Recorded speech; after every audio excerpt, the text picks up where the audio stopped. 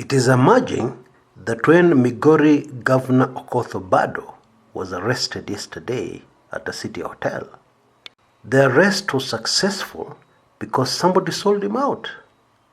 What do I mean sold him out? Well, the Migori governor was actually planning to escape. Yes, this thing is becoming quite crazy. Because even you, just imagine for a minute, you're locked up. Being locked up is bad enough. Now imagine going back to lockup. And so it seems the Migori governor hatched an escape plan. An elaborate escape plan.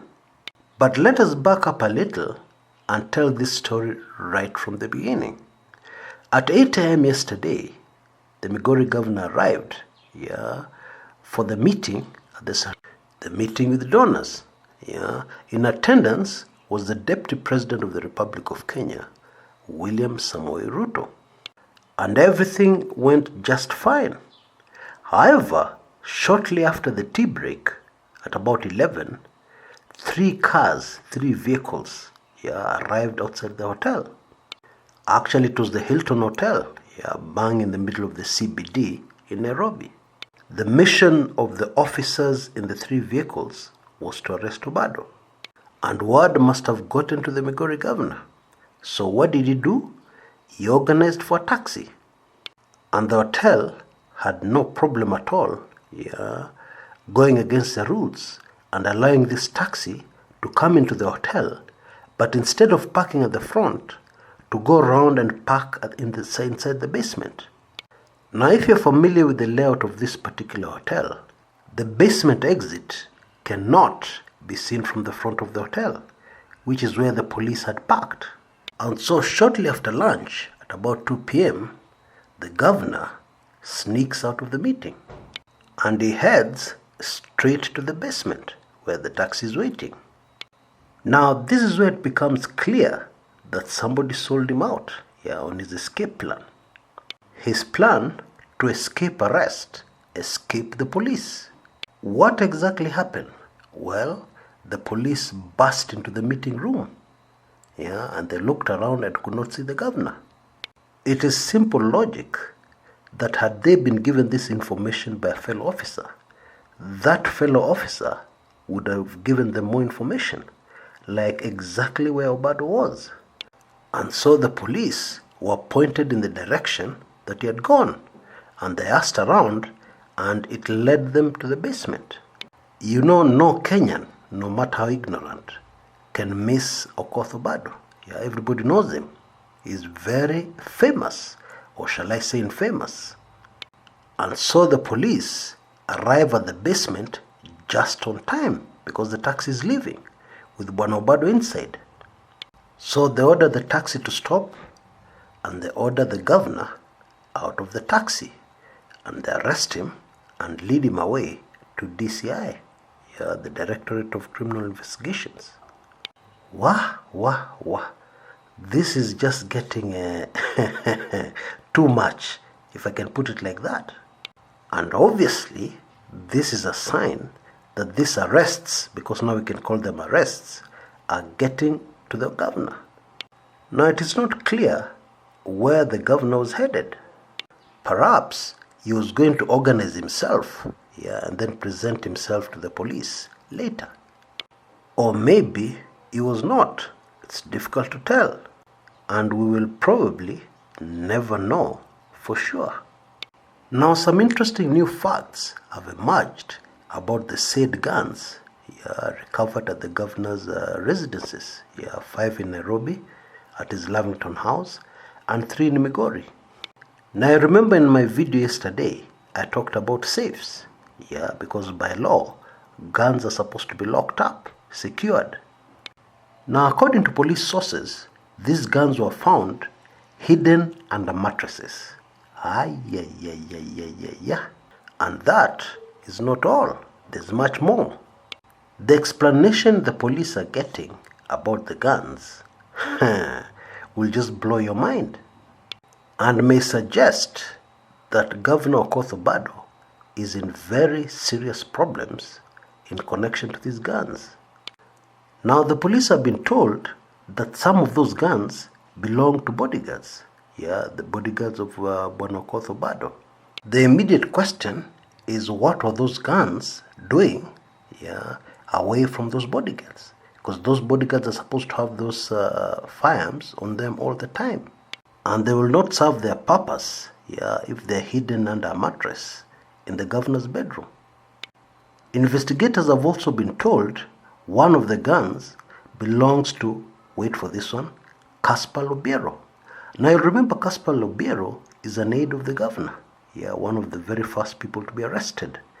In fact, after Bwana Oyamo, Bwana Caspar Lobiero was arrested. And Caspar Lobiero and Mike Oyamo, alongside with the governor, have been charged for the murder. The murder of Sharon Otieno.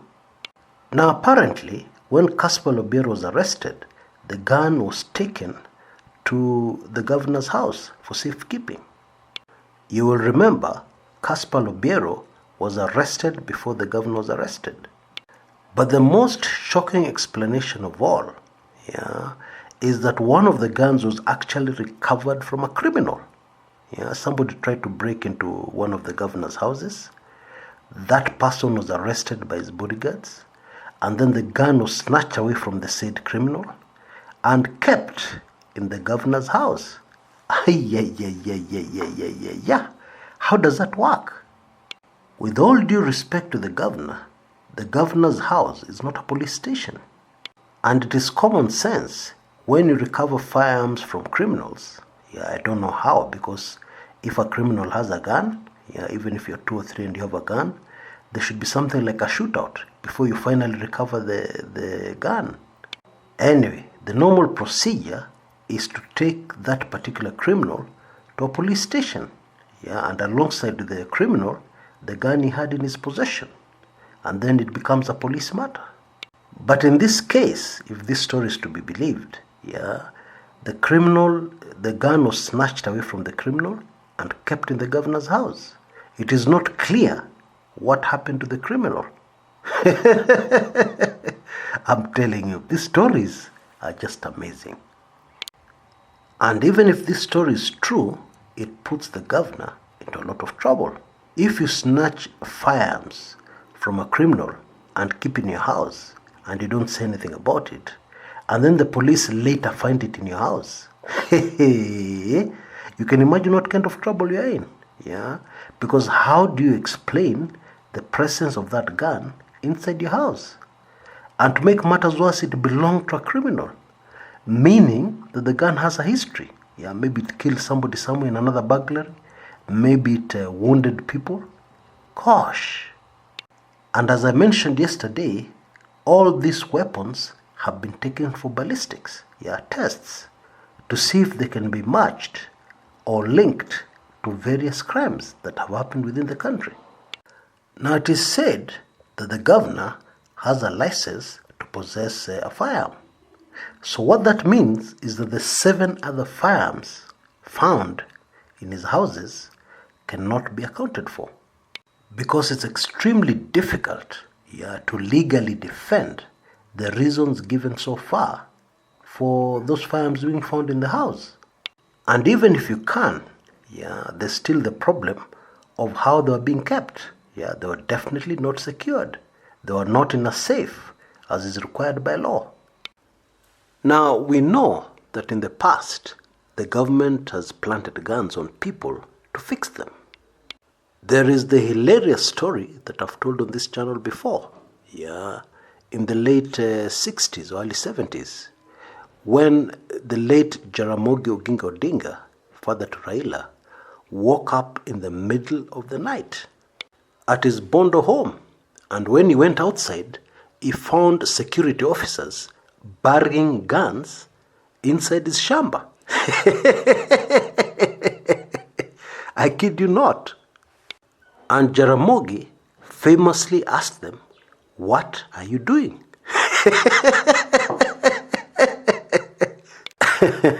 This Kenya of ours. Anyway, in this particular case, in Obado's case, that can be ruled out. Why? Because investigators, when they asked what are the guns about, have been receiving an explanation. Or this one was recovered from a criminal, or this one's belonged to bodyguards, etc., etc. Had the guns been planted, then the correct response would have been, what guns are you talking about? We have no idea about any guns. You know, there's some members of this channel who have been insinuating that what is happening to the Migori governor is a setup. Yeah, he has been framed. So what they're implying is that even this latest incident of guns has been, the governor has been framed. The guns were planted.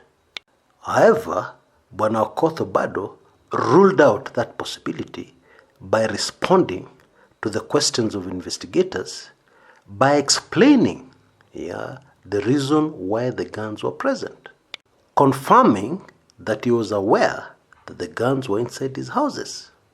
Folks, this is just crazy. Way too crazy.